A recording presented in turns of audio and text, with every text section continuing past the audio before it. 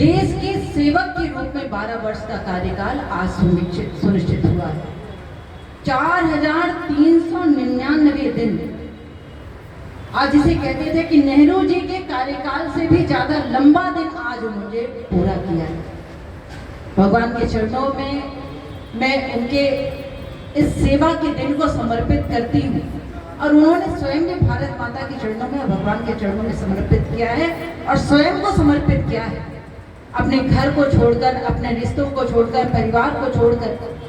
इस देश के लिए स्वयं को समर्पित किया है। और आप सब जानते हैं कि ऐसा माना जाता है कि राष्ट्रभक्त के लिए यदि हम स्वयं को न्यौछावर कर दें कि दुनिया के जितने भी हमारे ग्रंथ में, जितने भी हमारे शास्त्र में जो भी पुण्य एक मानव जाति के तरफ से किए जा सकते हैं, उन सभी पुण्यों से बड़ा पुण्य इस देश के लिए स्वयं को समर्पित करने के बराबर होता है, उससे बड़ा होता है। आज हमारी यशस्वी प्रधानमंत्री आदरणीय नरेंद्र भाई मोदी जी ने स्वयं को समर्पित करके राष्ट्र को एक नई ऊंचाइयों पर ले जाने का जो प्रयत्न किया है, उसके कारण आज हम सब, क्योंकि हर एक परिवार के मुखिया से उसके सदस्यों की पहचान और मान की गणना की जाती है, उसका कितना सम्मान है और किस तरह की पहचान है और किस तरह के संस्कार है, वो हमारे परिवार के मुखिया हैं।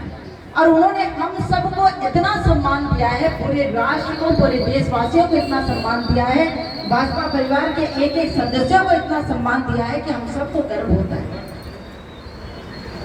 प्रचारक के कार्यकाल से हम कार्यकर्ता कभी कभी छोटी छोटी बात में विचलित होता है, हमारा विचलन स्वाभाविक है। लेकिन एक बात मैं कहूँ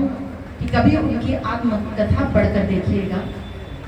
कभी ऐसे महापुरुषों की आत्मकथा पढ़कर देखिएगा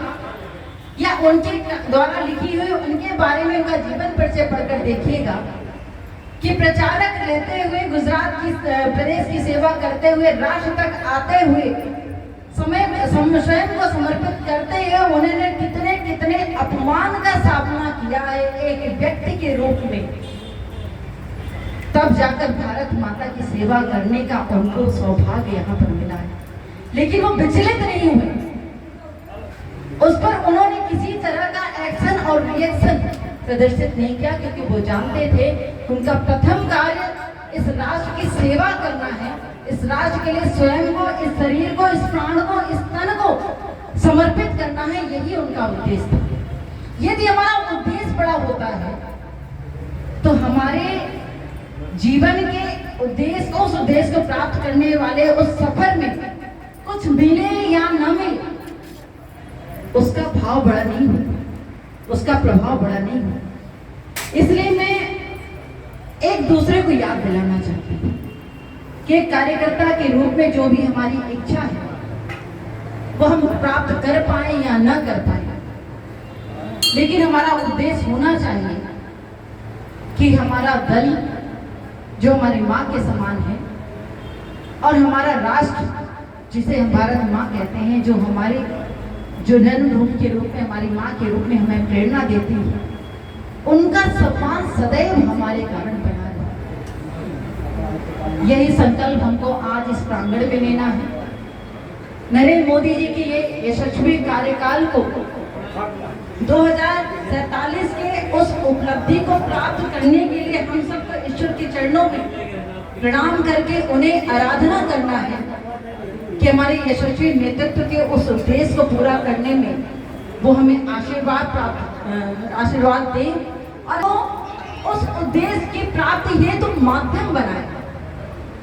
भले हम छोटे से कार्यकर्ता हैं, भले हम एक छोटे से जिले के छोटे से कार्यकर्ता, छोटे से नगर के, कस्बे के, छोटे से मंडल के कार्यकर्ता हैं, लेकिन हर एक कार्यकर्ता, हर एक व्यक्ति एक विशेष उपलब्धि के लिए प्राप्तकर्ता और माध्यम हो सकता है। और यदि हमने ये सोच स्वयं में बना लिया तो निश्चित रूप से हमारे देश को यशस्वी की श्रेणी में रखने के लिए हम सब उसमें सहभागी होंगे। आदरणीय प्रधानमंत्री जी खूब यशस्वी हूँ, उनकी हम सब जय बोलने की स्थिति में हम अपने सामर्थ्य के साथ अपने दल को मजबूती प्रदान करते हुए आगे बढ़ते हुए उनके कंधे से कंधा मिलाकर उनको बल प्रदान करते रहे। ईश्वर हमें ये प्रेरणा दे और हमारे देश का मान सम्मान यश कीर्ति ऐसे नेतृत्वकर्ता के माध्यम से जीवंत रहे और अमर रहे। हम सब भगवान के चरणों में यही आराधना करें, यही उनसे विनती करें और हम यही मन्नत मांगे ईश्वर के चरणों में। मैं आप सबसे बस इतना ही कहना चाहती हूँ।